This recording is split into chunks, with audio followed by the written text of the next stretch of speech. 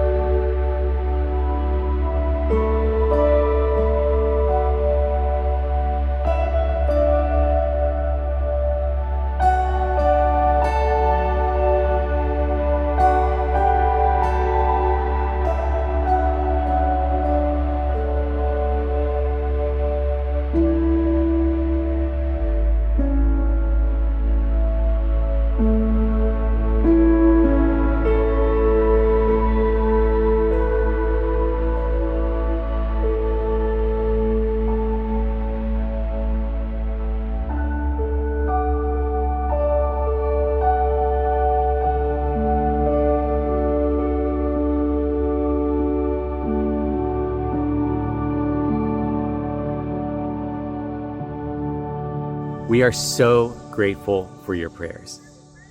When you pray for us, it is not some small, distant thing. You are an actual, real, vital part of the work that God is doing in YWAM Virginia and beyond.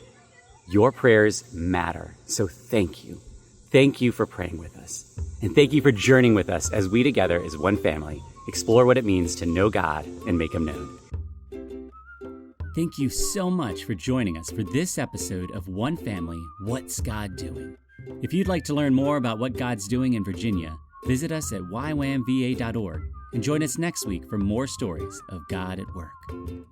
All one family.